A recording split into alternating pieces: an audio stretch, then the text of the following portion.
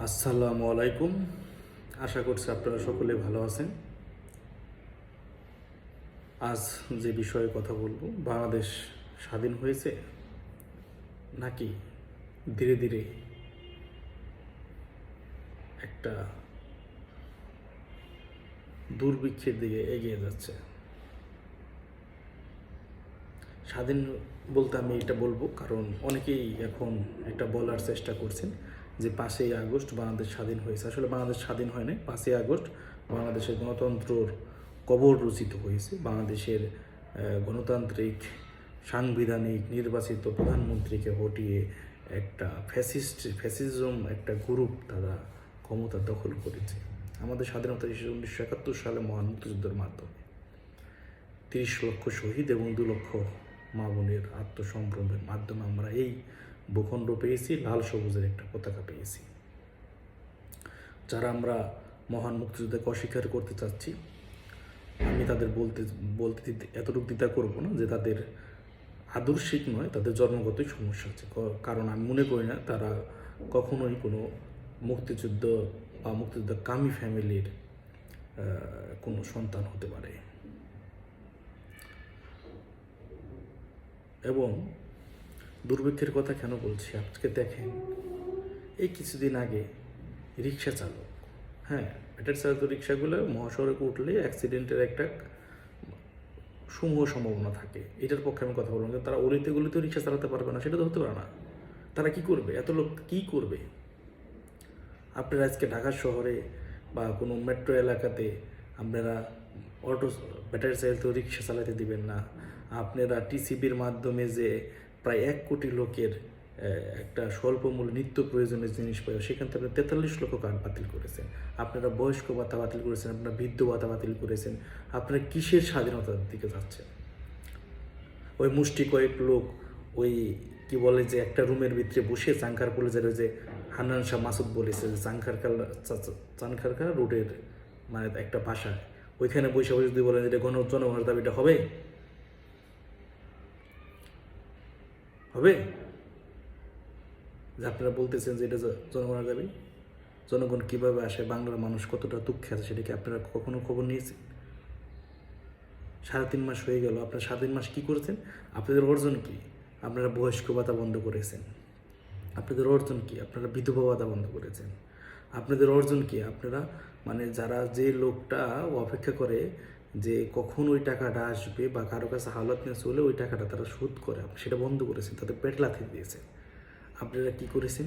টিসিবির 43 লক্ষ কার্ড বন্ধ করেছেন। আর 43 লক্ষ মানুষ তো পাইতো। আওয়ামী লীগ সরকার দিয়েছে, তাহলে তো বাকি যে 43 লক্ষ যদি যায়, বাকি যা আছে 1 কোটির উপরে যে লোক পাইতো, তাহলে ওগুলো তো দলের ছিল। তাহলে জননেত্রী দেশরত্ন শেখ হাসিনা তো মানুষ ভাগ করতো না যে অমুকে আওয়ামী লীগ বিএনপি জামা শিবির। তিনি ভাবতো যে আমরা বাঙালি, আমরা বাংলাদেশি। যে কারণে তিনি এই সব এতগুলা স্কিম হাতে নিয়েছিলেন যে প্রজেক্টের মাধ্যমে কারে কিভাবে করা যায়, অথচ আপনারা সেগুলো বন্ধ করে দিচ্ছেন। কি সুযোগ সুবিধা দিতেছেন আপনারা বলেন? এতগুলো উপদেষ্টা যারা এই যে এখন অবৈধ তো উপদেষ্টা, আপনারা তারপরও তো দেশের প্রতি যে দায়িত্ব নিয়ে কাজ করবে, আপনি কি কোন কাজ করতেছেন আপনারা বলে তো দেখি। হ্যাঁ, যে কোঠা নিয়ে আপনারা আন্দোলন শুরু করলেন, আরে কোঠা নিয়ে তো এটা একটা বাহানা। ওটা যে হান্নান শাহ মাসুদের বক্তব্যে শোনা যায় যে আমরা একটা ইস্যু খুঁজতেছিলাম, কোঠা উঠিয়ে দিছে। বাংলাদেশের কোঠা তো নাই, এটা তো কে বন্ধ করলো? জননীতি দেশ তো শেখ হাসিনা সংসদ দাঁড়িয়ে বন্ধ করছে। তারপরে একজনের রিট করছে, সেইটা নিয়ে আবার হাইকোর্ট একটা বলছে যে এটা অবজারভেশন করে আবার দেখা যেতে পারে। সেইটার বিরুদ্ধে যে আপিল করছে সেটাতেই আওয়ামী লীগ সরকারে আপিল করছে। তাহলে আপনার আন্দোলনের মানে সারমর্মটা কী? সে যে কোঠা নিয়ে আসলো, ওভারঅল 5% থাকলো মুক্তিযোদ্ধা, 1% থাকলো বললাম এই কী বলে ক্ষুদ্র নৃগোষ্ঠী, এবং 1%-এর মধ্যে আবার ওই যারা শারীরিকভাবে অক্ষম এবং তৃতীয় লিঙ্গের লোক জড়ো করলো।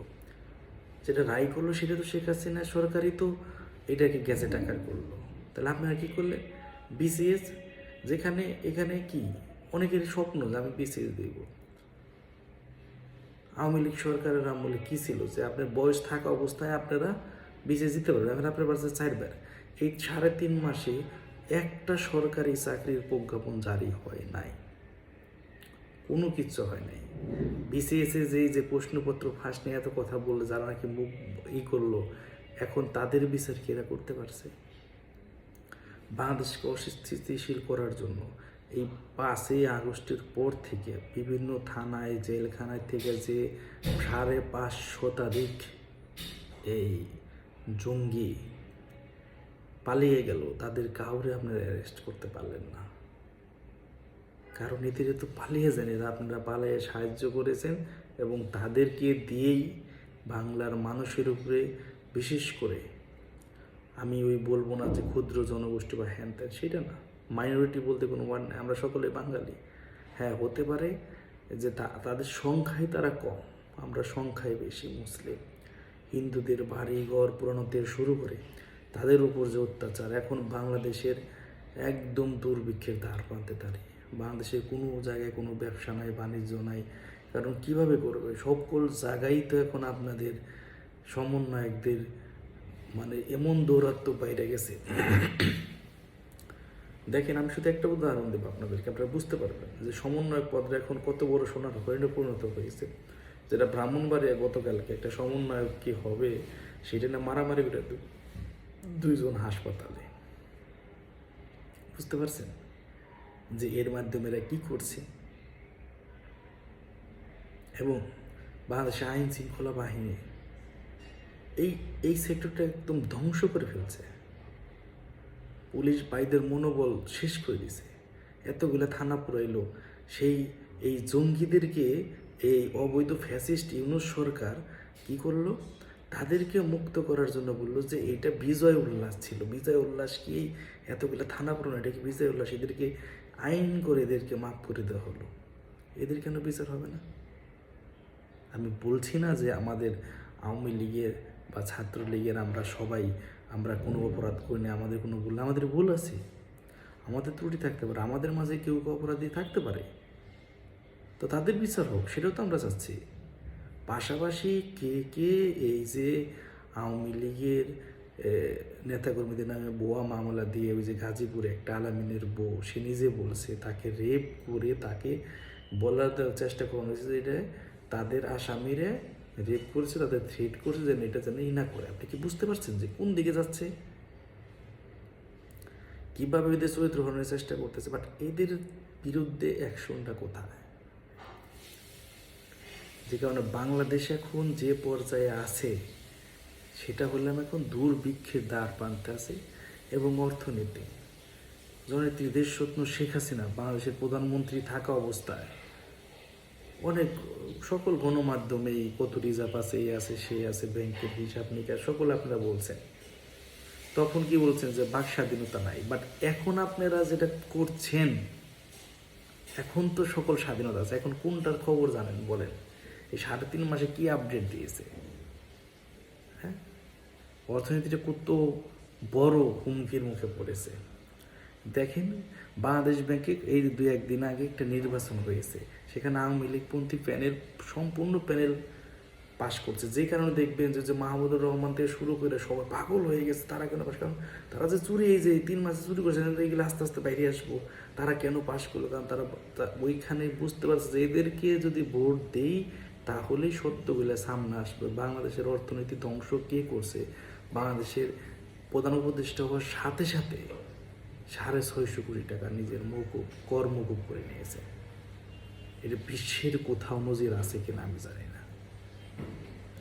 যে কারণে আসুন আমরা সকলেই এই বাংলাদেশের মানচিত্রটাকে রক্ষা করি, বাংলাদেশের লাল সবুজ পতাকাটাকে রক্ষা করি, বাংলাদেশের অর্থনীতিকে আমরা এইদের হাত থেকে রক্ষা করে বাংলাদেশের যে আমাদের দুর্ভিক্ষ এনে এরা একটা সিরিয়া লিবিয়া পরিণত করতে, সেখান থেকে এদের এই বাটপার প্রতারকদের হাত থেকে আমরা বাংলাদেশকে মুক্ত করি।